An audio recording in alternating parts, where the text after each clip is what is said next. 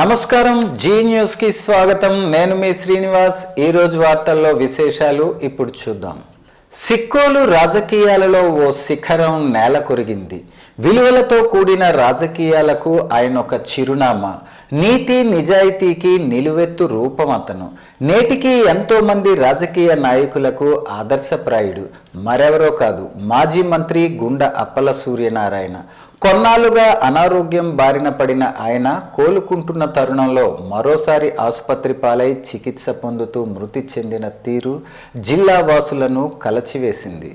ఆంధ్రప్రదేశ్లోని శ్రీకాకుళం జిల్లాకు చెందిన ప్రముఖ రాజకీయ నాయకుడు. ఆయన తెలుగుదేశం పార్టీ నుంచి 4 సార్లు శ్రీకాకుళం శాసనసభ నియోజకవర్గం నుంచి ఎమ్మెల్యేగా గెలిచారు. ఆయన రాజకీయ జీవితాన్ని 1981లో శ్రీకాకుళం మున్సిపల్ ఎన్నికల్లో కౌన్సిలర్గా ప్రారంభించారు. తరువాత టీడీపీలో చేరి 1985 నుంచి 1999 వరకు 1985, 1989, 1994, 1999 ఎన్నికల్లో వరుసగా గెలిచారు. ఎన్టీఆర్ కేబినెట్ లో మంత్రి పదవులు 1987లో కరువు శాఖ మంత్రిగా, 1989లో బీసీ, ఎస్సీ, సాంఘిక సంక్షేమ శాఖ, మహిళా మరియు శిశు సంక్షేమ శాఖల మంత్రిగా పనిచేశారు. శ్రీకాకుళం జిల్లా టీడీపీ పార్టీ అధ్యక్షుడుగా వ్యవహరించారు. 2014లో సూర్యనారాయణ సతీమణి గుండ లక్ష్మీదేవి ఎమ్మెల్యేగా పోటీ చేసి విజయం సాధించారు. ప్రస్తుతం టీడీపీలో కొనసాగుతున్నారు. విలువలతో కూడిన రాజకీయాలను చేసి అందరి అభిమానాన్ని పొందిన నేత గుండా అప్పల సూర్యనారాయణ.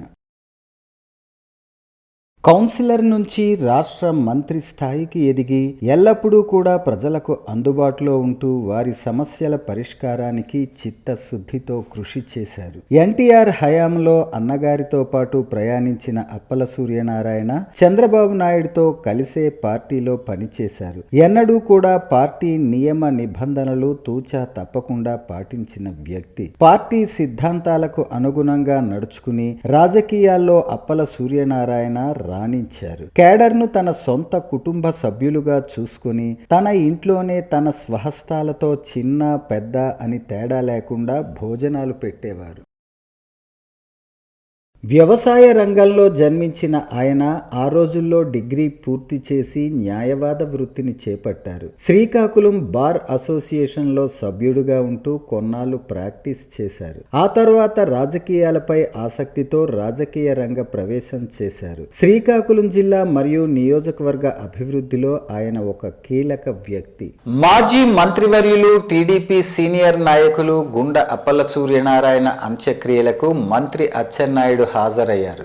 అరసవల్లి శ్మశాన వాటికలో ఈ అంతిమ ఘట్టం నిర్వహించారు. ముఖ్యమంత్రి నారా చంద్రబాబు నాయుడు ఆదేశాల మేరకు అధికారిక లాంఛనాలతో ఆయనకు అంతిమ వీడ్కోలు పలికారు. ఆయనతో ఉన్న అనుబంధాన్ని మంత్రి అచ్చెన్నాయుడు గుర్తు చేసుకున్నారు. నిరాడంబర తత్వానికి నిదర్శనంగా జీవించినంతకాలం ఒకే పార్టీతో అనుబంధం కొనసాగించిన గొప్ప మనిషిగా ఆయన్ను కీర్తించారు. తెలుగుదేశం పార్టీ నిబద్ధతకు తార్కాణంగా నిలిచిన గొప్ప నాయకుడిని కోల్పోవటం ఎంతో బాధాకరమని అసురు నివాళులు అర్పించారు. గుండ కుటుంబ సభ్యులను ఆయన ఓదార్చారు, ధైర్యం నింపారు. కార్యక్రమంలో శాసనసభ్యులు కళా వెంకట్రావు, బగ్గు రమణమూర్తి, కోన రవికుమార్, మామిడి గోవిందరావు, గొండు శంకర్, కోటబొమ్మాలి పిఏసిఎస్ మాజీ అధ్యక్షులు కింజరాపు హరివరప్రసాద్, అధికారులు పాల్గొన్నారు. విలువలతో కూడిన రాజకీయాన్ని నేర్పిన తన రాజకీయ గురువు గుండ అప్పల సూర్యనారాయణను కోల్పోవటం తీరని లోటని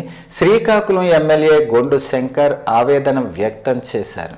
మంగళవారం అరసవల్లిలోని నివాసంలో సూర్యనారాయణ పార్థివ దేహానికి ఆయన పుష్పాంజలి ఘటించి నివాళులర్పించారు. ఈ సందర్భంగా శంకర్ మాట్లాడుతూ, జిల్లా రాజకీయాలలో తనదైన ముద్ర వేసిన సూర్యనారాయణ ప్రతి ఒక్కరిని చిరునవ్వుతో ఆప్యాయంగా పలకరించేవారని, ఆయన మరణం వ్యక్తిగతంగా తనకు జిల్లాకు పెద్ద నష్టమని పేర్కొన్నారు. అనంతరం శోక సంద్రంలో ఉన్న కుటుంబ సభ్యులను, లక్ష్మీదేవిని పరామర్శించి తన ప్రగాఢ సానుభూతి సానుభూతిని తెలియజేశారు. ఈ కార్యక్రమంలో పలువురు ప్రజాప్రతినిధులు, వివిధ రంగాల ప్రముఖులు, అభిమానులు భారీ సంఖ్యలో పాల్గొన్నారు. శ్రీకాకుళం నగరం స్థానిక ఖ్యాతి వృద్ధాశ్రమంలో ఉన్న అనాథ వృద్ధులకు 50,000 రూపాయల విలువ చేసే నిత్యావసర సరుకులను, ఇతర వస్తువులను శ్రీకాకుళం గ్రేస్ హెల్పింగ్ హ్యాండ్స్ స్వచ్ఛంద సంస్థ సభ్యుల బృందం ఆశ్రమ ప్రతినిధి డాక్టర్ ఆర్ శ్రావణి ద్వారా మంగళవారం అందజేశారు.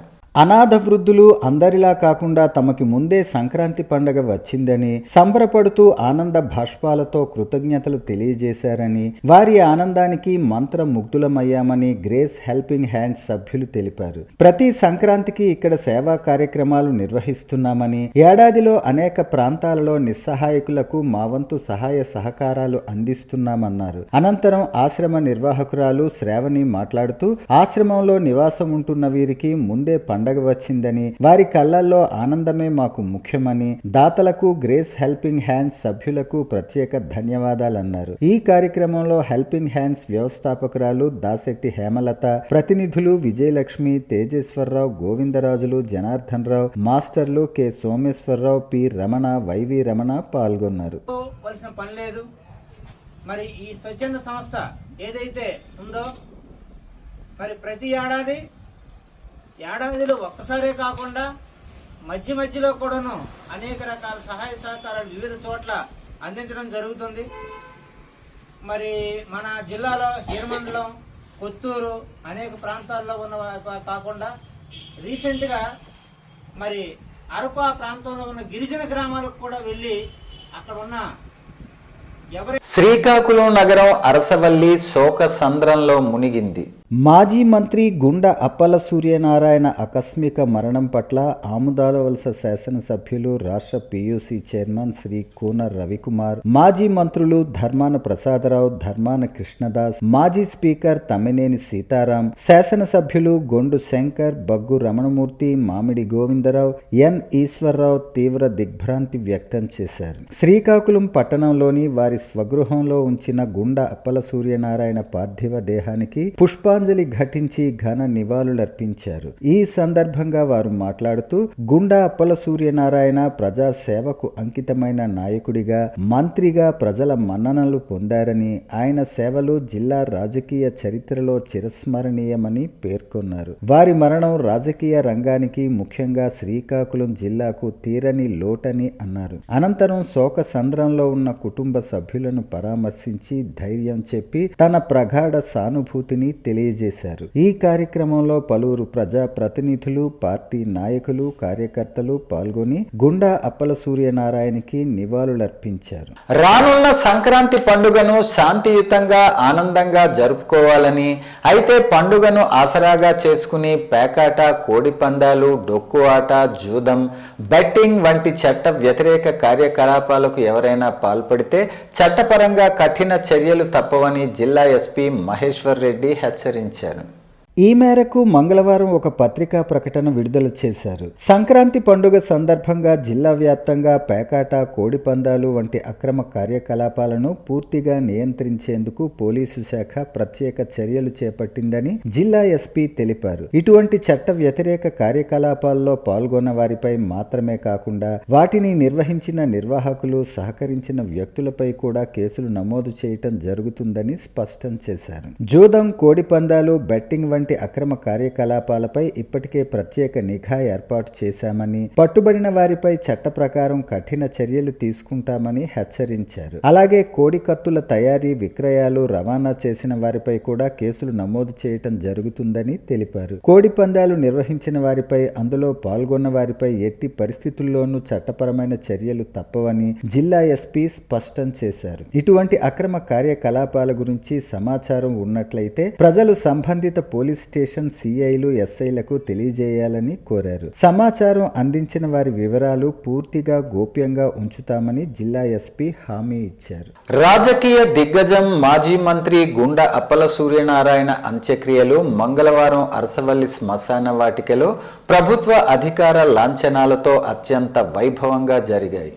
ఆయన భౌతిక కాయం వద్ద వ్యవసాయ శాఖ మంత్రి కింజరాపు అచ్చెన్నాయుడు పుష్పగుచ్చం ఉంచి ఘనంగా అంజలి ఘటించారు. అనంతరం పోలీస్ దళాలు, బ్యాండ్ పార్టీల మధ్య గాలిలోకి 3 రౌండ్ల కాల్పులు జరిపి గౌరవ వందనం సమర్పించారు. అనంతరం కుటుంబ సభ్యులు శాస్త్రోక్తంగా చితికి నిప్పంటించారు. ఈ అంతిమ సంస్కారాల కార్యక్రమంలో వ్యవసాయ శాఖ మంత్రి కింజరాపు అచ్చెన్నాయుడు పాల్గొని నివాళులర్పించారు. పాలనా యంత్రాంగం తరపున జిల్లా collector Swapnil Dinakar Pundkar, joint collector Farman Ahmed Khan, జిల్లా పోలీస్ సూపరింటెండెంట్ మహేశ్వర్ రెడ్డి, శ్రీకాకుళం టెక్కలి ఆర్డీఓలు కృష్ణమూర్తి, సాయి ప్రత్యూష హాజరై అప్పల సూర్యనారాయణ సేవలను స్మరించుకున్నారు. అప్పల సూర్యనారాయణకు తుది వీడ్కోలు పలికేందుకు పలువురు శాసనసభ్యులు తరలివచ్చారు. Srikakulam MLA Gondu Shankar, Narasannapeta MLA Baggu Ramanamurthy, Cheepurupalli MLA Kimidi Kala Venkatrao, Amudalavalasa MLA Koona Ravikumar, Pathapatnam MLA Mamidi Govindarao, Narasannapeta MLA Baggu Ramanamurthy, Etcherla MLA Nadukuduti Eswararao Appala Suryanarayana భౌతిక కాయాన్ని సందర్శించి పూలమాలలు వేసి నివాళులర్పించారు. మాజీ సభాపతి తమ్మినేని సీతారాం, మాజీ మంత్రులు ధర్మాన కృష్ణదాస్, ధర్మాన ప్రసాదరావు, వివిధ పార్టీల నాయకులు, ప్రజా సంఘాల, స్వచ్ఛంద సంస్థల, మీడియా ప్రతినిధులు వేలాదిగా తరలివచ్చి కార్యకర్తల అశ్రు నయనాల మధ్య అంతిమయాత్ర ముగిసింది. గ్రామీణ భారతానికి ఎంతో ఊతం ఇచ్చే మహాత్మా గాంధీ జాతీయ గ్రామీణ ఉపాధి హామీ చట్టాన్ని తొలగించి విబిజి రామ్జీ 2025 చట్టాన్ని తీసుకురావటం ద్వారా 2047 నాటికి వికసిత భారతాన్ని చేరుకోవటానికి మార్గం సుగమం అవుతుందని శ్రీకాకుళం జిల్లా ఎచ్చెర్ల శాసనసభ్యులు నడుకుదుటి ఈశ్వర్రావు అన్నారు.